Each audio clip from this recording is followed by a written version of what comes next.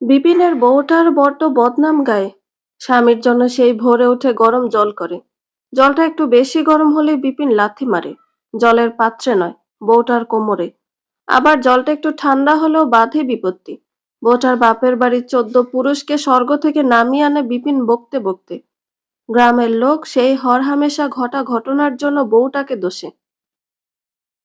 বলে, বাপু, স্বামী তোর দেবতা, তার জন্য সামান্য জলটাও ঠিকঠাক গরম করতে পারিস না? এ কেমন অকাজের বেটি!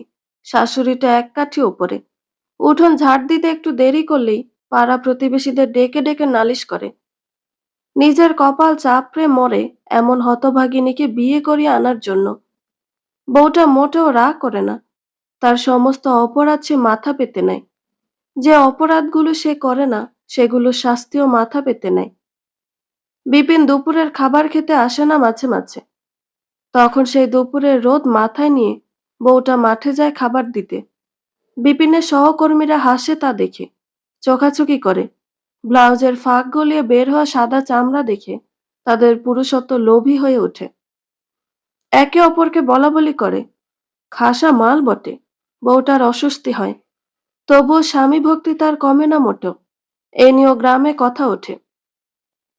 এত বেটা লোকের মাঝে যাওয়ার কি দরকার?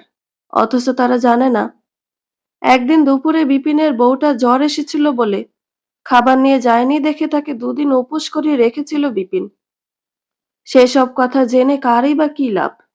একটু রগরগে কথা বলতে পারার মতন শান্তি কি আর সত্য বলার ভেতর আছে? বিপিনের বোন নোয়াটা আবার বেশ ভালো। সবে মাধ্যমিক দিয়েছে। দাদার বউকে সে মাথায় তুলে রাখে, কত বুদ্ধি দেয়। একদিন তার দাদা নিজের বউকে মারায় সে দাদার সাথে ঝগড়া করলো। বউটাকে শিখিয়ে দিল আরেকদিন দাদা মারতে এলে যেন সেও দুঘা লাগিয়ে দেয়। পুরুষ মানুষ, এরপর লজ্জায় আর হাত তুলবে না। কিন্তু বিপিনের বউ তা শুনে আঁতকে ওঠে। স্বামীর গায়ে হাত তোলার কথা সে কোশমিন কালেও ভাবে না। নোয়া ভাইয়ের বউকে আঁতকে উঠতে দেখে বলেছিল, এত ভয় পাওয়ার কি আছে? একদিন সাহস না করলে কোনোদিন মাথা তুলে বাঁচতে পারবা? আমি হলে তো এমনই করতাম। বিপিনের বউটা তখন লক্ষ্মীমন্ত স্বরে উত্তর দিয়েছিল, তুমি করতে পারবা ছোট্টদি, আমি যে পারবো না। নোয়া আরো রেগে গিয়ে বলে, কেন পারবে না? তোমার কি নাই? বাবা। আমার যে বাবা নাই, ভাই নাই, আছে একটা বয়স্ক মা, তাও থাকে একলা, অনেক কষ্টে। আজ তোমার দাদার শরীরে হাত তুললে কাল যদি আমাকে বাপের বাড়ি পাঠিয়ে দেয়, আমি কি করব? আমার বয়স্ক মায়ের বোঝা হওয়ার চেয়ে এখানে থাকা ভালো না? বাবা ভাই যার মাথার ওপর নাই, সে কার ভরসায় বউকে সাহস যোগাবে? নোয়া সেদিন দমে এসেছিল, তবে তার মায়া কম হয় নাই মেয়েটার জন্য। কি সুন্দর ফুলের মতন মেয়ে, পড়াশোনায় ছিল চমৎকার। হুট করে তার বাবা মারা গেল। গরিব মা মেয়ের ঝামেলা কমাতে বিয়ে দিলেন, যেন চঞ্চল পাখিটাকে আটকে দিলেন খাঁচায়। তারপর থেকে মেয়েটার মুখে বুলি নেই। বিপিনদের বাড়িতে একটা চাপা ফুলের গাছ আছে। বিপিনের বউটার সাথে গাছটার বড়ই সখ্যতা। ভোরে ঘুম থেকে উঠেই সে চাপা ফুলের গাছটার নিচে প্রথমে যায়, ঘ্রাণ নেয়, কথা বলে একা একা। গাছটাকে তার মায়ের মতন নাকি মনে হয়। রাতে যখন বিপিন পুরুষত্ব ফলিয়ে গভীর নিদ্রায় নিমজ্জিত থাকে, তখনও সেই গাছটার নিচে এসে বসে। গাছটার বাকলে মায়া করে হাত বুলায়, বিড়বিড় করে কয়েকবার মা মা বলে ডাকে। নোয়ার মাঝে মাঝে মনে হয় তার দাদার বউটা পাগল, মাঝে মাঝে মনে হয় বোকা, মাঝে মাঝে বৌবাও মনে হয়। সংসার করতে হলে এত রূপ ধারণ করতে হয়, সেসব তার ভাবনায় আসে না। প্রতি রবিবার বিপিন বাড়িতে থাকে। সকালে উঠেই রেডিওতে গান শোনে, গরম গরম চা খায়। সেই রবিবারে ব্যতিক্রম ঘটল। সকালে তার সামনে গরম গরম চা দেওয়া হলো না।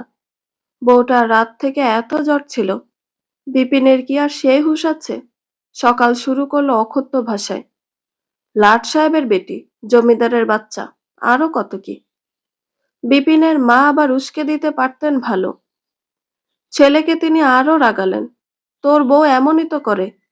দেখ দেখ, আজ তুই বাড়িতে, তুই দেখে নে। পুরুষ বিপিন বুক ফুলিয়ে গিয়ে প্রথমেই লাথি মারল কোমরে। জ্বরের ঘোরে বেহুশ থাকা বউটা কোকিয়ে উঠল, গলার স্বর ভেঙে যা তা অবস্থা। তবুও বউটা উঠে বসলো ক্লান্ত শরীরে, কোনো প্রতিবাদ না করে, কোনো অভিযোগ না রেখে ছুটল রান্নাঘরে। কিন্তু শরীরটা বড্ড বেশিই খারাপ ছিল কিনা, মাথা ঘুরিয়ে সেখানেই পড়ল। নোয়া নিজের ভাই আর মায়ের ওপর বড্ড চোটপাট করল। বৌদিকে নিয়ে ছুটল হাসপাতাল। সেদিনই বউটার ভাগ্য বদলে গেল। দুদিন পর যখন বউ বাড়ি ফিরল, দেখলো বাড়ির চিত্র আরো ভয়াবহ।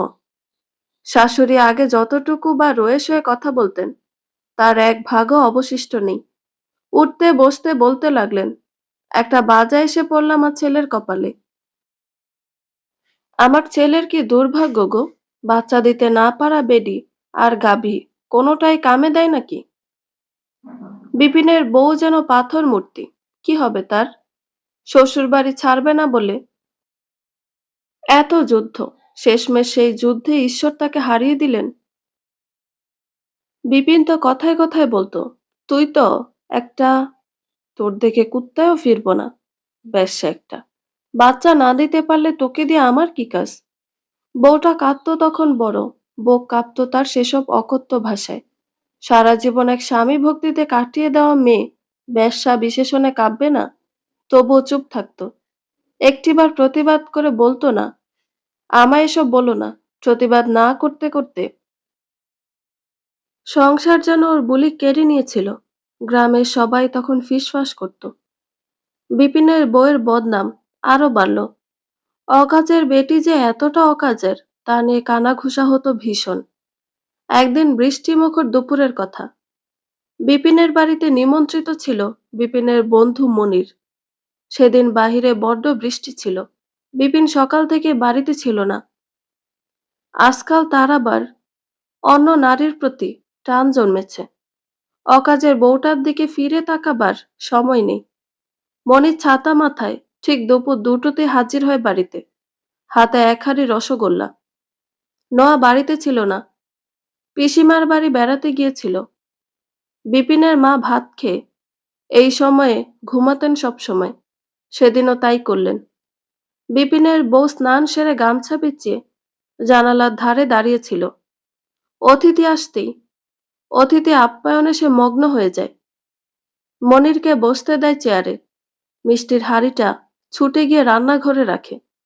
এক গ্লাস লেবু শরবত করে এনে এগিয়ে দেয় মনিরের দিকে। বিপিনের বউকে মনির এর আগে বহুবার দেখেছে। স্বামীর জন্য ও যখন খাবার নিয়ে যেত, তখন তাকে নিয়ে ওরা ভেতর ভেতর নানান মন্তব্য করেছে। মেয়েটার শরীরের কোন ভাঁজে প্রথমে চোখ আটকায়, তা নিয়ে কত হাসাহাসি হয় তাদের ভেতর। আজ সেই নারীদেহ সামনে, মনিরের চোখ কি আর সামলাতে পারে কামলালসা? বৃষ্টির শব্দ টিনের চালে ঝামুর ঝুমুর শব্দ তুলে। মনির শরবতের গ্লাসে হাত না রেখে হাত রাখে বউটার বাহুতে। চমকে ওঠে বিপিনের বউ, হাত থেকে তার গ্লাস পড়ে যায়। ছিটকে সরে যেতে নেয় দূরে, সরতে পারে না।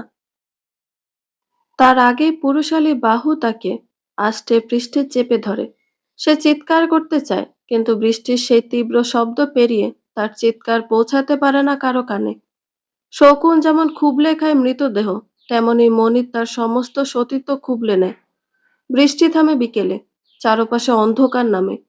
জ্বরে গা পুড়ে যায় বিপিনের বউটার, মুখে রা করে না। মনির বাড়ি ফিরে গিয়েছে কিছুক্ষণ আগে। তার ওই দানবীয় কালো উন্মুক্ত শরীরটা বারবার জ্বরের ঘোরে দেখতে থাকে মেয়েটা। নিজের সর্বনাশের কথা তার মাথায় ঘুরতে থাকে। গায়ে তার এত বদনাম, সতীত্ব হারানোর বদনাম সেখানে যুক্ত হলে সে বাঁচতে পারবে? তার সংসার থাকবে? জ্বরের ঘোরে সে নিজেকে আবিষ্কার করে চাপা গাছের নিচটায়। চাপা ফুল ছড়িয়ে ছিটিয়ে আছে চারপাশটায়। বিপিন সামনে দাঁড়িয়ে আছে পাঞ্জাবি পরে, দুহাত মেলে ডাকছে তাকে। বিপিনের বউটা যে বৃষ্টির দিনে জ্বর এলো, সেই জ্বর গুনে গুনে থাকলো 7 দিন। গা পুড়ে যেত সেই 7 দিন মেয়েটার, আবোল তাবোল বকতো জ্বরের ঘোরে। ঘোঙ্গানি ক্রমশ বাড়ত। ছটফট করত গলা কাটা পশুর মতন। নোয়া ছিল না বলে কেউ একটু যত্ন করে বলেনি বউটাকে হাসপাতাল নেওয়ার কথা। বিপিন তো স্বামী ছিল, অথচ সেও একটিবার বউটার পাশে এসে বসেনি, হাত ধরেনি, জিজ্ঞেস করেনি কতটুকু কষ্ট হচ্ছে তার। শাশুড়িটার কথার বিষে ভালো মানুষও মরে যাওয়ার উপক্রম হবে, সে আর কিই বা যত্ন করবে।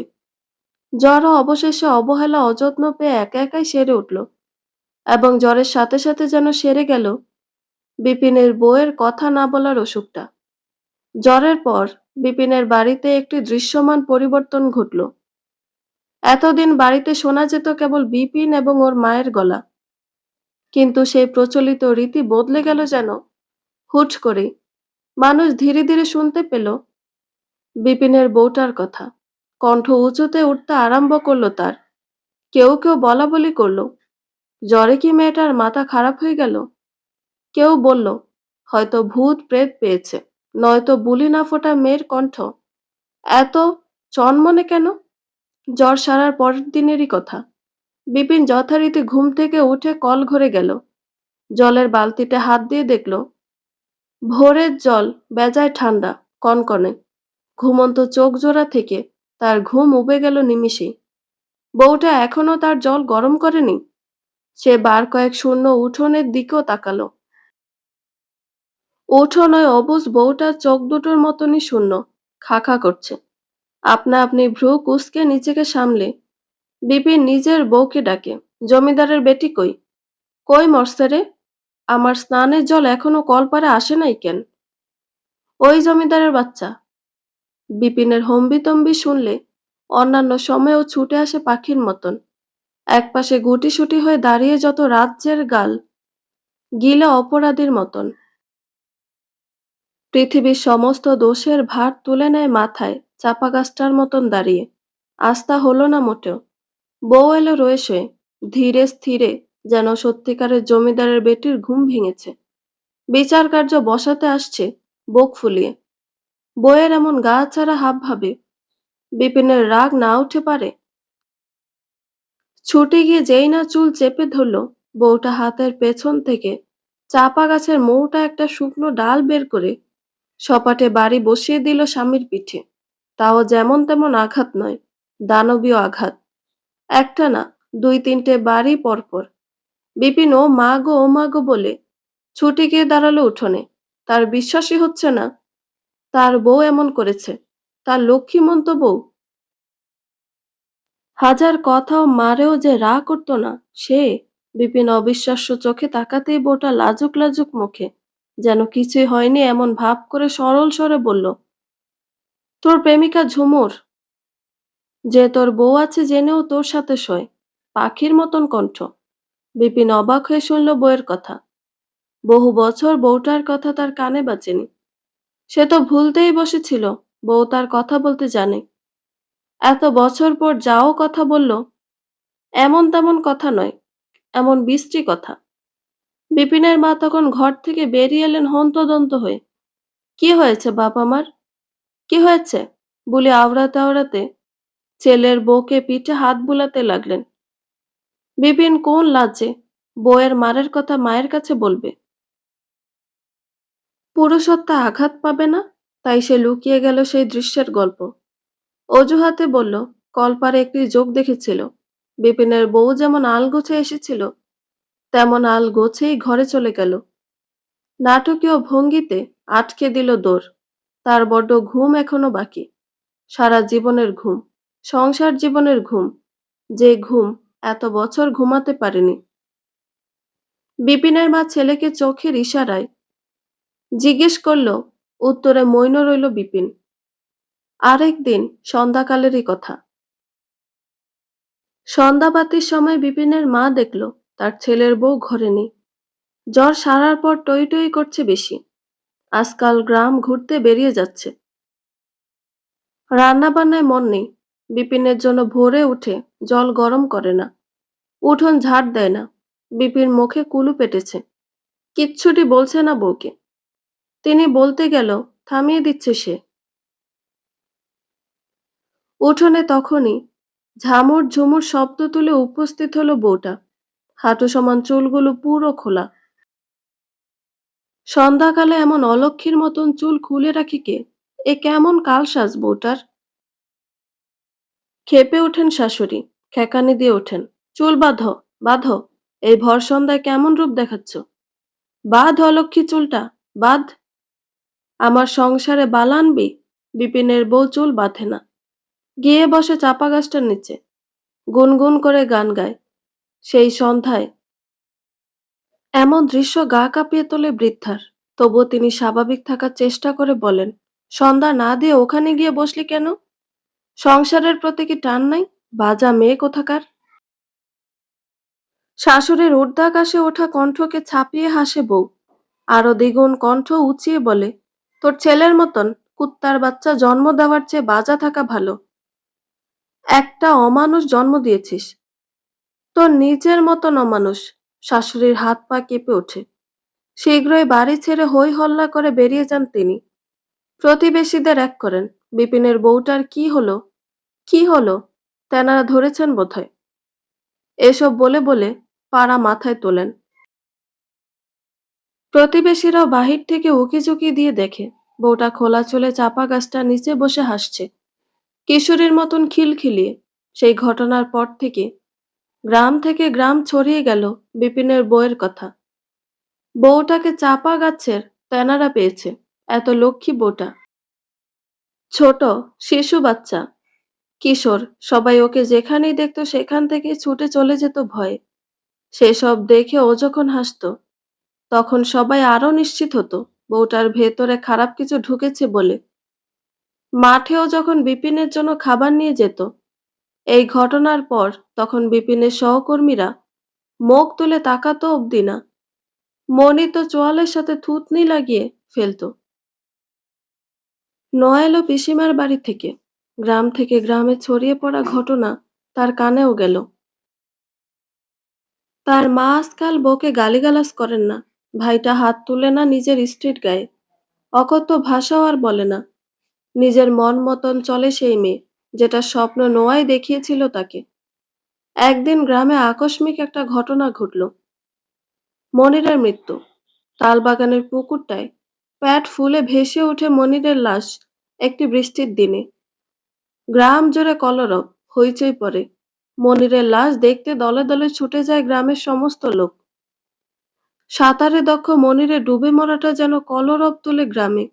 সেই বৃষ্টিতে বিপিনের বউটা বসে থাকে চাপা গাছের নিচে, কত কথা বলে, কত হাসে, হাত বুলায় গাছটায়। তার যেন আনন্দ ধরে না। মা মা করে গাছটাকে কি যেন বলে, বলতে বলতে কাঁদেও। শুয়ে পড়ে সে মায়ের কোলে। জানালা দিয়ে তাকিয়ে সেই দৃশ্য দেখে নোয়া। তার কাছে সবটা পরিষ্কার হয়ে যায়। চাপা ফুলের ঘ্রাণে চারপাশটা ভরে যায়। এমনই ঘ্রাণ ছিল সেদিন, যেদিন বউটা বাড়িতে আসে। নোয়া ছিল ছোট। সে ছুটে এসে জিজ্ঞেস করেছিল, তোমার নাম কি বউ? বউটা নাম বলার আগে ওর মা বউটার পরিচয় করিয়ে দিয়েছিল বিপিনের বউ বলে। এরপর আর কখনো নামটা জানা হয়নি তার। বউটাও আর কখনো কাউকে নাম বলেনি।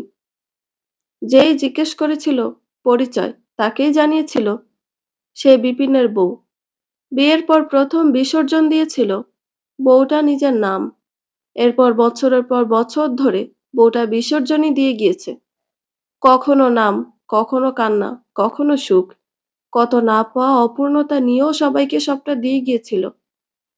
অথচ কেউ একটিবার জানতে চায়নি বউটার কি চাই। কেউ জানতে চায়নি ওর কি কোনো ডাকনাম ছিল। নিশ্চয়ই চাপা ফুলের মতনই মিষ্টি নাম ছিল ওর।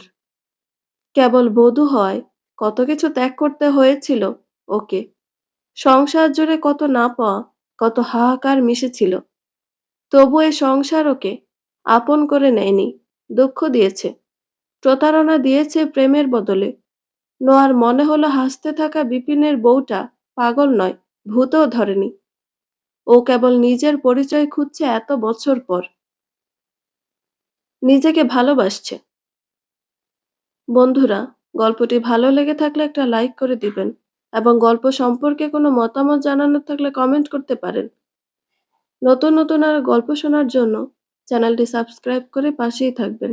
ধন্যবাদ সবাইকে। ভালো থাকবেন।